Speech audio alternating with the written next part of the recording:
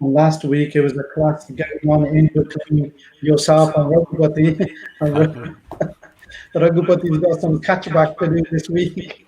Yes, he's coming back for the second part. Yeah. Jai Harinath Prabhu. So over to you for Kadachi Kata. Jai Kachi Mata ki Jai Ho. Jai. Jai. Gaura Hari. Okay.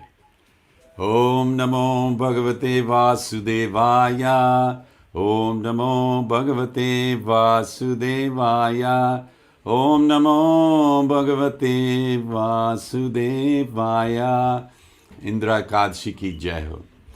Yudhishthira Maharaj said, O Madhusudan, O killer of the Madhu demon, what is the name of Akadashi that occurs during the dark fortnight, Krishna Paksh, of the month of Ashwin, September to October? Please describe its glories to me. The Supreme Personality of Godhead, Lord Shri Krishna, then replied, this holy day is called Indra Kadashi. If a person fasts on this day, all his sins are eradicated, and his forefathers who have fallen into hell are liberated. O best of kings, one who simply hears about this sacred Ekadashi achieves the great merit earned by performing a horse sacrifice. In the Satya Yuga, there lived a king named Indrasen, who was so powerful that he destroyed all his enemies. His kingdom was called Mahishmati Puri.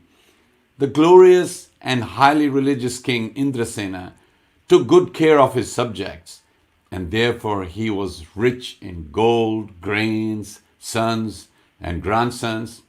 He was greatly devoted to Lord Sri Vishnu as well. He especially enjoyed chanting my name, calling out, Govinda, Govinda. In this way, King Indrasen systematically dedicated himself to pure spiritual life and spent much time meditating on the absolute truth. One day, as King Indrasen happily and peacefully presided over his assembly, the perfect orator, Sri Narad Muni, was seen descending, white as a conch, shining like the moon, like a jasmine flower, like a lightning bolt. Narad Muni descending from the sky. He is decorated with matted locks of reddish hair. The king offered Devarishi Narad, the saint among the Devas, demigods, great respect by greeting him with joined palms, inviting him into the palace, offering him a comfortable seat, washing his feet, and speaking sweet words of welcome. Then Narad Muni said to Maharaj Indrasena, O king, are the 7 limbs of your kingdom prospering? I remember Guru Maharaj used to ask us, what are those 7 limbs? Every time I read this, I'm thinking, do I know them? So let's go over them. The 7 limbs of king's domain being the king's well-being himself, his ministers, his treasury, his military forces, his allies, the brahmanas, the sacrifices performed in his kingdom, and the needs of the king's subjects. Is your mind absorbed in thinking of how you can properly perform your occupational duty? Are you becoming more and more devoted and dedicated to the service of the Supreme Lord Sri Vishnu? So, viewers, you can hear there were 2 questions asked. One is, are you doing your duties properly, occupational duty? So we should all do that. But the second question, more important one, and you don't neglect your occupational one, are you becoming more and more devoted and dedicated to the service of Supreme Lord Sri Vishnu? So the two have to go side by side when you're grihasthas. So you don't have to neglect any of them. So please make note of that. The king replied, by your kind grace, O greatest of sages, everything is quite well. Today, just by your presence, all the sacrifices in my kingdom are successful. Please show me mercy and explain the reason for your kind visit here. Sri Narad, the sage among the Devas, then said, O lion among kings, Listen to my astonishing words. When I descended from Brahmlok to Yamlok, Lord Yamaraj praised me very graciously and offered me an excellent seat. As I glorified his truthfulness and wonderful service to the Supreme Lord, I noticed your father in Yamaraj's assembly. Though he had been very religious, because he broke an Ekadashi fast prematurely, he had to go to Yamlok.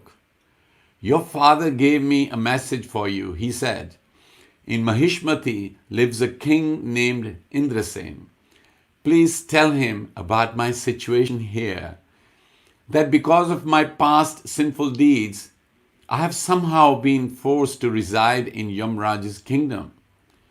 Please give him this message from me. O son, kindly observe the coming Indra Ekadashi and give much in charity so I can go upward to heaven. Philosophically, we can understand that every living entity is an individual, and individually, everyone has to practice Krishna consciousness to traverse back to home, back to Godhead. As stated in Garud Puran, someone who's suffering in hell cannot practice Krishna consciousness because this requires some mental peace, which the reactionary tortures of hell make impossible. If a relative of a sinner suffering in hell gives some charity in the name of the sinner, he can leave hell and enter the heavenly planets. But if the sinner's relative observes this Ekadashi fast for his suffering kinsman, the kinsman goes directly to the spiritual world, as stated in this narration based on Brahma Vaivarta Puranam. Narad Muni continued, just to deliver this message, O king, have I come to you. You should help your father by observing this fast of Indra Ekadashi. By the merit you gain, your father will go to heaven. King Indrasen asked, O great Naradji, please be merciful and tell me specifically how to observe a fast on Indra Ekadashi, and also tell me during what month and on what day it occurs. Narad Muni replied, O king, please listen as I describe to you the full process of observing the Indra Ekadashi. Number 1. This Ekadashi occurs during the dark fortnight of the month of Ashwin. Number 2. On the Dashmi Tithi, the day before Ekadashi, rise early in the morning, take bath, and then do some service for God with full faith. Number 3. At noon, bathe again in running water and then offer oblations to your forefathers with faith and devotion. Number 4. Be sure not to eat more than once on this day, and at night sleep on the floor. Number 5. When you awaken on Ekadashi morning, cleanse your mouth and teeth thoroughly, and then with deep devotion for the Lord, take this sacred vow. Today I shall fast completely and give up all kinds of sense enjoyment. O lotus-eyed Supreme Personality of Godhead, O infallible one, please give me shelter at your lotus feet. Number 6. At noon, stand before the sacred form of Sri Shaligram Shila and worship him faithfully, following all the rules and regulations. Then offer oblations of ghee into sacred fire and tarpan directed to help your forefathers. 7. Next, feed qualified Brahmins, obviously non-grain prasadams, and offer them some charity according to your means. Number 8. Now take the food pindas you offer to your forefathers, smell it, and then offer it to a cow. Next, worship Lord Rishikesha with incense and flowers, and finally remain awake all night near the deity of Lord Sri Keshava. Number 9. Early in the morning of next day, the Vadashi Tithi, worship Sri Hari with great devotion and invite Brahmin devotees to a sumptuous feast. Number 10. Then feed your relatives. And finally, take your meal in silence. O king, if you strictly observe a fast on Indra Ekadashi in this way, with controlled senses, your father will surely be elevated to the abode of Lord Vishnu. After saying this, Devrishi Narad immediately disappeared from the scene to bless someone else with his presence. King Indrasena followed the great saint's instructions perfectly, observing the fast in the association of his relatives and servants.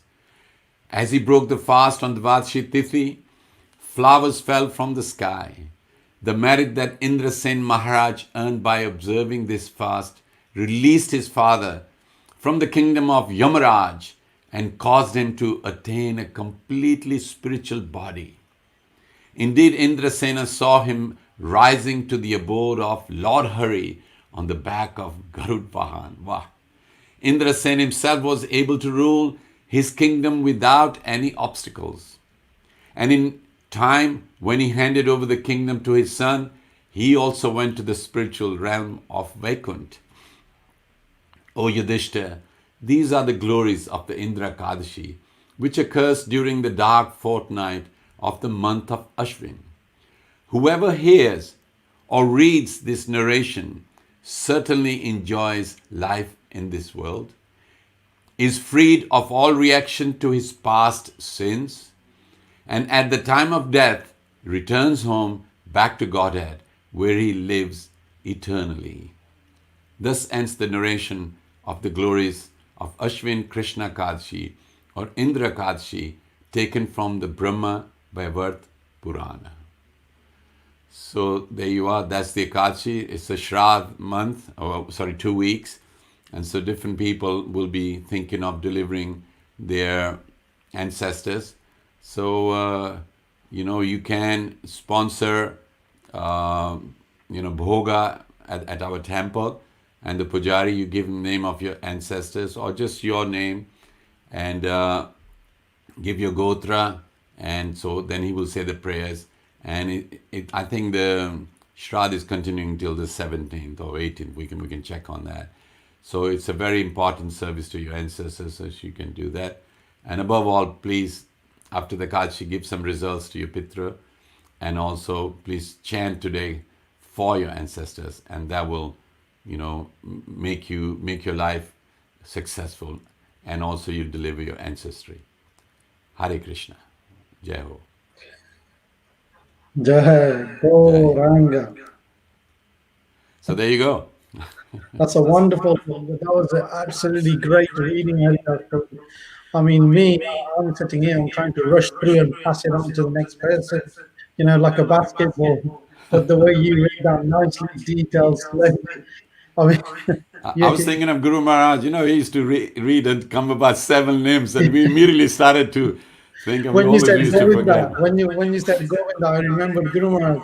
Guru Maharaj would pause there and expect every